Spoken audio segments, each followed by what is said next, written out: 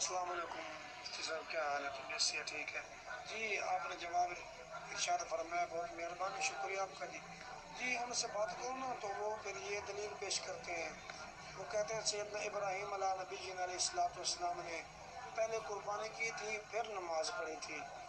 तशी भी ऐसे करते हैं, पहले कुर्बानी करते हैं फिर नमाज पढ़ते हैं। वो इस चीज़ को दलील बना के ना वो कहते हैं वो इसलिए वो अहले तशरीह थे। वो कहते हैं उन्होंने पहले कुर्बानी की फिर नमाज पढ़ी, तुम पहले नमाज पढ़ते हो फिर कुर्बानी करते हो।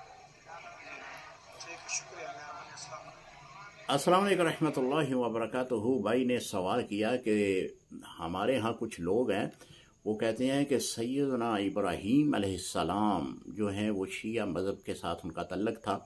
उनका कुर्बानी जो आपने की थी उनका तरीक़ेकार था कि पहले कुर्बानी करते हैं फिर नमाज ईद पढ़ते हैं, तो लिहाजा पे कुर्बानी पहले करनी चाहिए, ईद बाद में की जाए।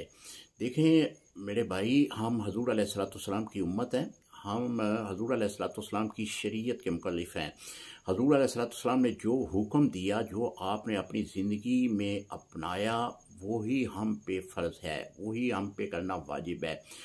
अगर हजूर अलैहिस्सलाम ने पहले नमाज ईद पढ़ी है फिर कुर्बानी की है तो हम ऐसा ही करेंगे, क्योंकि हजूर अलैहिस्सलाम के कौल फ़िल पे अमल करना यही मुसलमान का वतीरा है, मुसलमान का अव्वलीन फ़र्ज़ है कि जो हजूर अलैहिस्सलाम के अहकामात हैं उस पर अमल किया जाए। तो हजूर अलैहिस्सलाम आपने पहले कुर्बानी नहीं की बल्कि आपने नमाज ईद पढ़ी है।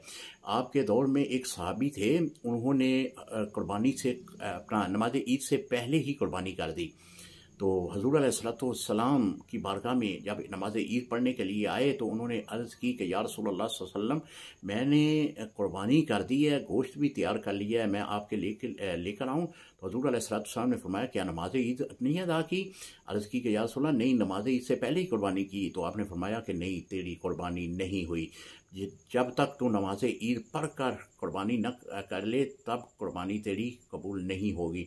यानी मतलब ये हुआ कि अगर नमाज ईद से पहले किसी ने कुर्बानी कर ली है तो हजूर के इस फरमान के मुताबिक उसकी कुर्बानी नहीं होगी।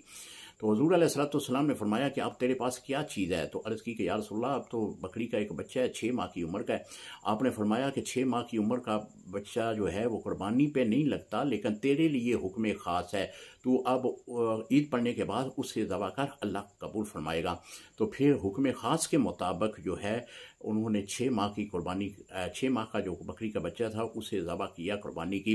यानी मकसद जो आपके सवाल का है उसका मैं जवाब अर्ज़ कर रहा हूँ कि जब तक नमाज ईद अदा नहीं करेंगे कुर्बानी नहीं होगी, कुर्बानी बाद में अदा की जाती है। अस्सलामु अलैकुम रहमतुल्लाहि व बरकातहू।